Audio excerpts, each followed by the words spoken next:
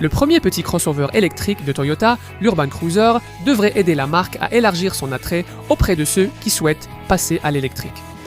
Il vise à allier style et praticité et, effectivement, semble répondre à certaines tendances du moment. Je suis Jonathan Crouch et je teste des voitures depuis plus de 40 ans. Retrouvez-les toutes sur l'application Car and Driving, Car Reviews. Ici, je vais essayer de vous dire tout ce que vous devez vraiment savoir sur cette voiture, d'une manière que vous ne trouverez nulle part ailleurs.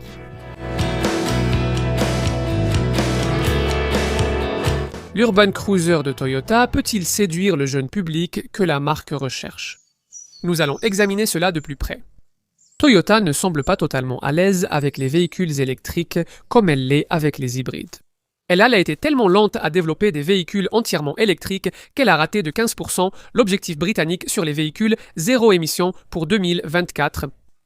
Encore plus surprenant, à ce moment, les 3 voitures électriques proposées avaient toutes été conçues dans des projets communs menés par d'autres marques. À savoir, la BZ4X conçue avec Subaru, ainsi que les jumelles Proace Verso EV et Proace City Verso EV, développées par Stellantis. Comme à son habitude, le modèle Urban Cruiser que nous examinons ici résulte aussi d'un projet commun. Toyota a un besoin urgent de véhicules électriques plus petits et plus abordables, et celui-ci est le fruit d'une coentreprise avec Suzuki, qui en a développé son premier véhicule électrique, le Vitara. L'Urban Cruiser partage toute sa conception avec cette voiture et sort de la même chaîne de production en Inde, un marché où le nom Urban Cruiser est utilisé pour un Suzuki Grand Vitara rebadgé. Mais avant tout, l'appellation Urban Cruiser appartient à Toyota. Elle a été lancée sur un modèle au look tendance vendu en Europe, y compris au Royaume-Uni, entre 2009 et 2012, qui a ensuite été remplacée par une deuxième génération que nous n'avons pas eue. Mais maintenant, elle est de retour pour une nouvelle ère électrique. Vous pouvez en savoir plus sur ce type de SUV électrique compact en téléchargeant l'application Car and Driving Car Reviews. Et si vous vous intéressez particulièrement à cet Urban Cruiser, il vous faudra rester avec nous pour l'essai routier le plus complet du secteur, le Car and Driving Road Test. Tout est réuni ici pour que l'Urban Cruiser puisse marquer les esprits dans le segment des crossovers compacts électriques. Donc, 2 batteries, une véritable plateforme de véhicules électriques sur mesure et un choix de puissance de moteur. Comme la plupart des voitures de cette catégorie, celle-ci est à traction avant, la gamme commence avec une batterie de 49 kWh alimentant un moteur de 142 chevaux et 189 Nm de couple. Attendez-vous à une autonomie allant jusqu'à 344 km. Idéalement, mieux vaut choisir le modèle intermédiaire de 61 kW avec moteur 172 chevaux que nous allons tester ici. Cela ne semblera pas beaucoup plus rapide car son couple est identique, mais vous pourrez envisager une autonomie d'environ 426 km. C'est l'un des plus bas chiffres de la catégorie. Le 0 à 100 km/h est abattu en 9,6 secondes avec la petite batterie ou 8,7 secondes avec la grande, pour atteindre la vitesse maximale modeste de 150 km/h que partagent tous les Urban Cruiser. C'est identique à la Suzuki Vitara dont cette Toyota reprend l'ingénierie, mais contrairement à elle, aucune version haut de gamme à 2 moteurs et transmission intégrale n'est proposée ici. Sur toute la gamme, vous pouvez maximiser l'autonomie en activant un freinage régénératif plus puissant grâce au réglage de récupération faible, moyenne et élevée via un bouton sur l'écran central. Mais même le réglage le plus puissant ne vous offrira pas le type de freinage de type conduite à une pédale que vous retrouvez chez certains concurrents de la catégorie. Pour maximiser l'économie, il faudra évidemment aussi activer le mode de conduite le plus économe, Eco. Les autres sont normal, sport et neige. En roulant, le raffinement pourrait être meilleur, une Yaris Cross hybride semble plus silencieuse. Le châssis et la suspension Suzuki privilégient un confort doux plutôt que la tenue de route. Mais cette voiture excelle en ville grâce à une direction légère et un rayon de braquage court de 10,4 mètres. En roulant, comme avec de nombreuses électriques, l'absence de moteur accentue les bruits de vent et de pneus. Avec un Urban Cruiser, vous ne ferez pas beaucoup de remorquage, avec une capacité freinée limitée à 750 kg.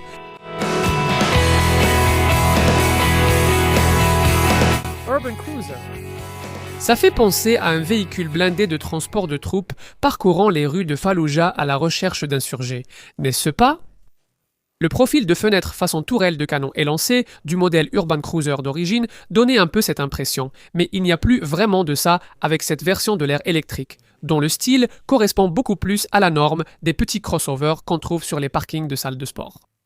La longueur de carrosserie de 4285 mm, soit 113 mm de plus qu'une Yaris Cross, place cette Toyota directement dans la catégorie des Puma Gen U, Niro UV et U2 1008. Le style ZAS se retrouve dans la face avant Hammerhead, signature design actuelle de Toyota. Vous avez des badges BEV sur les ailes avant et l'arrière, arborent la très tendance bande lumineuse sur toute la largeur. Il y a ce que Toyota appelle des hanches musclées, et les passages de roues en plastique noir abritent des jantes aéro tendance de 18 ou 19 pouces. Vous pouvez bien sûr avoir la caractéristique à la mode dans la catégorie, le toit noir contrastant, mais uniquement en option haut de gamme. Toyota dit que l'habitacle a un design robuste inspiré des SUV, ce qui ne sonne pas très luxueux et ne l'aide pas.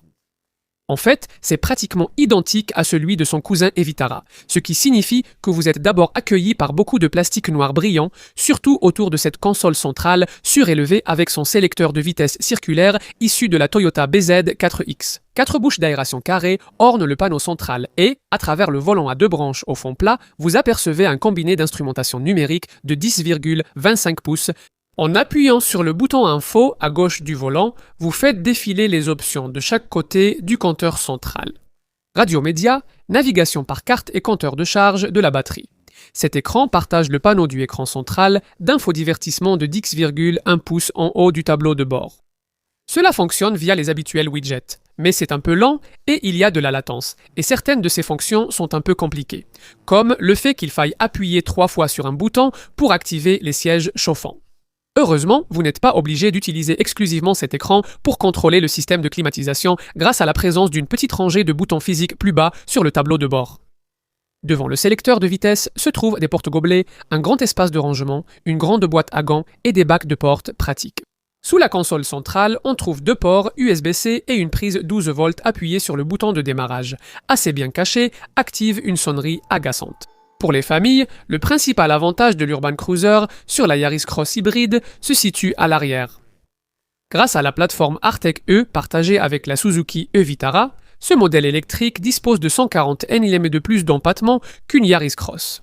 Il y a 2700 mm au total, et cela fait une grande différence en ce qui concerne l'espace pour les jambes à l'arrière.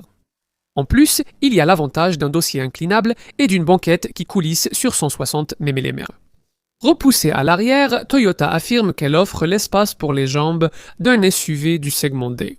Ce qui est moins bien, c'est la hauteur du plancher de l'habitacle, ce qui pourrait poser problème aux adultes de grande taille lors de longs trajets.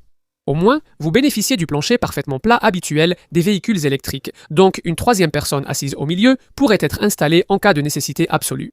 À l'arrière, 2 ports USB-C, un accoudoir central rabattable et des fixations ISOFIX sont présents, mais les bacs de porte n'accueillent qu'une petite bouteille. De plus, il manque une poche derrière le siège conducteur et la finition de base n'a pas d'aérateur arrière. Le plancher surélevé limite assez l'espace du coffre, qui varie entre 244 et 310 litres selon la position de la banquette arrière coulissante. À titre de comparaison, la Jeep Avenger propose 355 litres. L'espace sous le plancher suffit à peine pour les câbles de recharge. Heureusement, car cette plateforme n'offre pas de rangement sous le capot avant. Il y a une lumière à gauche et un crochet à sac à droite, et si vous avez besoin de plus d'espace, vous bénéficiez d'une banquette arrière fractionnable en 40, 20, 40. Avec tout rabattu, l'espace passe à un modeste 566 litres, bien qu'un détail appréciable soit la présence de volets qui se rétractent pour couvrir l'espace entre le plancher du coffre et les dossiers rabattus.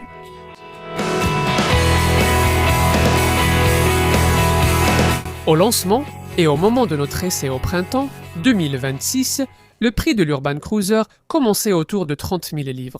Et la gamme de lancement comprend 3 niveaux d'équipement Toyota bien connus, Icon, Design et Excel.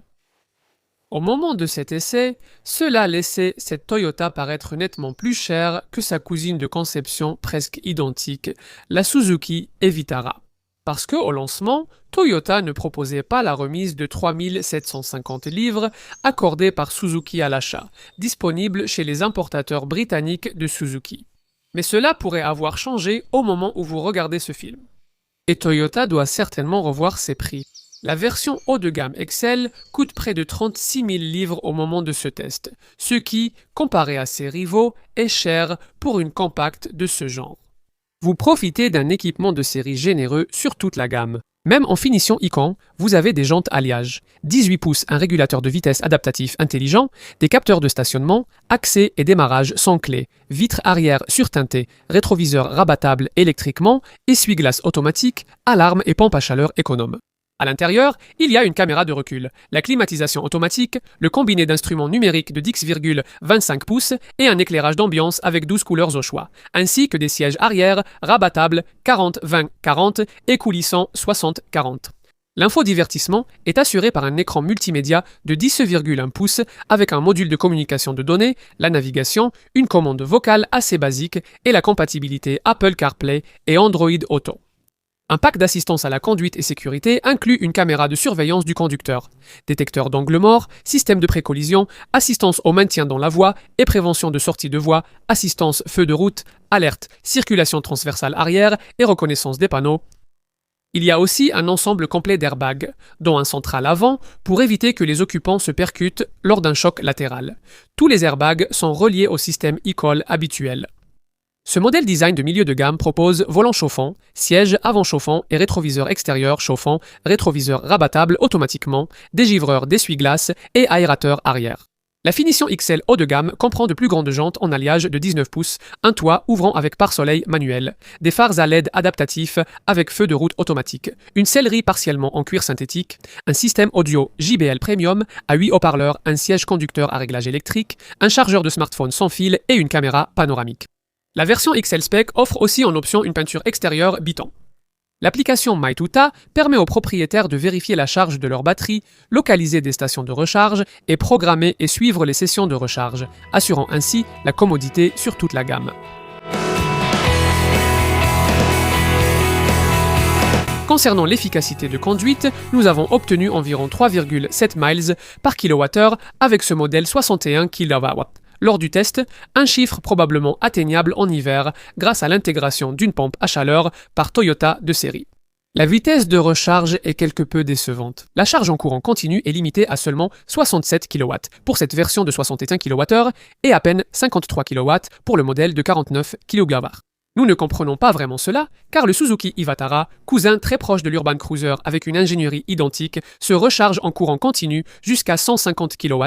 L'excuse de Toyota pour cela, c'est que la vitesse de charge maximale plus faible permettrait d'assurer la longévité de la batterie, qui est garantie jusqu'à 70% de sa capacité d'origine, pendant jusqu'à 10 ans ou 650 000 miles, à condition que vous fassiez entretenir la voiture chaque année chez un concessionnaire Toyota agréé.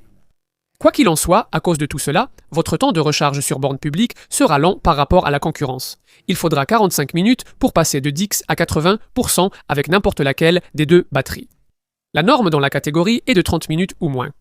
Pour la recharge en courant alternatif à la maison, il vous faudra 8 heures pour une charge complète de la version 41 kW ou environ 9h30 pour ce modèle. 61 kWh. Pour une recharge à domicile de 15 à 100%, en courant alternatif avec une alimentation triphasée de 11 kW, il faudra compter environ 6 heures.